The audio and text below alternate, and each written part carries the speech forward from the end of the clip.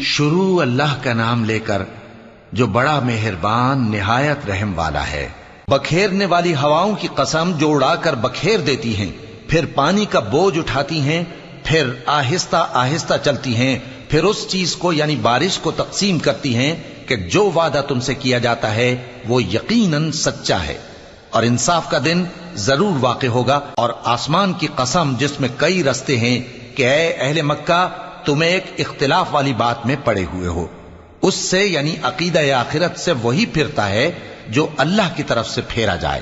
اٹکل دوڑانے والے ہلاک ہوں جو بے خبری میں بھولے ہوئے ہیں، پوچھتے ہیں کہ جزا کا دن کب ہوگا؟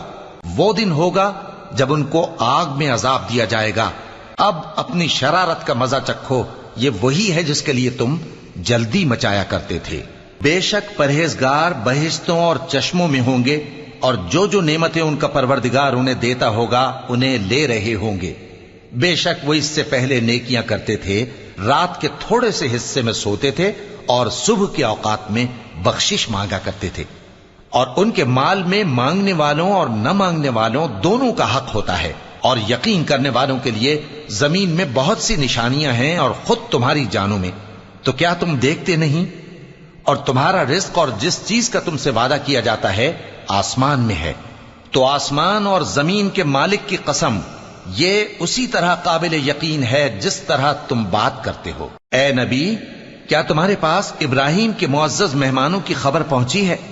جب وہ ان کے پاس آئے تو سلام کہا، انہوں نے بھی جواب میں سلام کہا۔ دیکھا تو ایسے لوگ کہ نہ جان نہ پہچان۔ پھر وہ اپنے گھر جا کر ایک بھنا ہوا موٹا بچڑا لائے اور کھانے کے لیے ان کے آگے رکھ دیا۔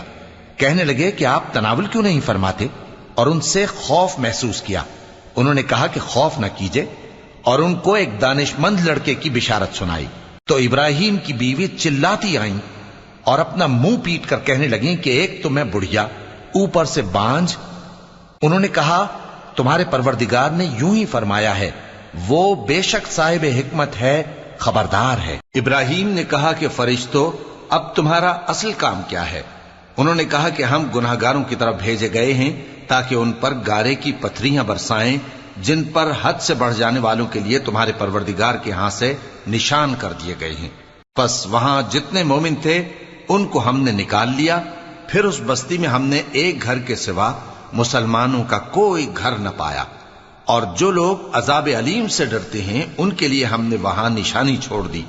اور موسیٰ کے حال میں بھی نشانی ہے، جب ہم نے ان کو فرعون کی طرف کھلا ہوا معجزہ دے کر بھیجا تو اس نے اپنی قوت کے گھمنڈ پر منہ موڑ لیا اور کہنے لگا یہ تو جادوگر ہے یا دیوانہ۔ تو ہم نے اس کو اور اس کے لشکروں کو پکڑ لیا اور ان کو سمندر میں پھینک دیا، اور وہ کام ہی قابل ملامت کرتا تھا۔ اور عاد کی قوم کے حال میں بھی نشانی ہے، جب ہم نے ان پر نامبارک ہوا چلائی، وہ جس چیز پر چلتی اس کو ریزہ ریزہ کیے بغیر نہ چھوڑتی۔ اور قوم سمود کے حال میں بھی نشانی ہے، جب ان سے کہا گیا کہ ایک وقت تک فائدہ اٹھا لو، پس انہوں نے اپنے پروردگار کے حکم سے سرکشی کی، سو ان کو کڑک نے آ پکڑا اور وہ دیکھ رہے تھے۔ پھر وہ نہ تو کھڑے رہنے کی طاقت رکھتے تھے اور نہ مقابلہ کر سکتے تھے، اور اس سے پہلے ہم نوح کی قوم کو ہلاک کر چکے تھے۔ بے شک وہ نافرمان لوگ تھے۔ اور آسمان کو ہم ہی نے اپنی قدرت سے بنایا، اور ہم کو ہر طرح کی قدرت ہے، اور زمین کو ہم ہی نے بچھایا، تو دیکھو ہم کیا خوب بچھانے والے ہیں۔ اور ہر چیز کے ہم نے دو دو جوڑے بنائے تاکہ تم نصیحت حاصل کرو۔ تو تم لوگ اللہ کی طرف دوڑ چلو، میں اس کی طرف سے تم کو صاف صاف خبردار کرنے والا ہوں۔ اور اللہ کے ساتھ کسی اور کو معبود نہ بناؤ، میں اس کی طرف سے تم کو صاف صاف خبردار کرنے والا ہوں۔ اسی طرح ان سے پہلے لوگوں کے پاس بھی جو پیغمبر آتا تو وہ بھی اس کو جادوگر یا دیوانہ کہتے۔ کیا یہ لوگ ایک دوسرے کو اسی بات کی وصیت کر مرے ہیں؟ نہیں، بلکہ یہ شریر لوگ ہیں۔ تو اے نبی ان سے منہ موڑ لو، تم کو ہماری طرف سے ملامت نہ ہوگی، اور نصیحت کرتے رہو کہ نصیحت مومنوں کو نفع دیتی ہے۔ اور میں نے جنوں اور انسانوں کو اسی لیے پیدا کیا ہے کہ وہ میری عبادت کریں۔ میں ان سے رزق تو نہیں مانگتا، اور نہ یہ چاہتا ہوں کہ وہ مجھے کھانا کھلائیں۔ اللہ ہی تو سب کو رزق دینے والا ہے، زور آور ہے، مضبوط ہے۔ سو کچھ شک نہیں کہ ان ظالموں کے لیے بھی عذاب کی نوبت مقرر ہے، جس طرح ان کے ساتھیوں کی نوبت تھی۔ تو ان کو مجھ سے عذاب جلدی نہیں طلب کرنا چاہیے، پھر جس دن کا ان کافروں سے وعدہ کیا جاتا ہے اس سے ان کے لیے خرابی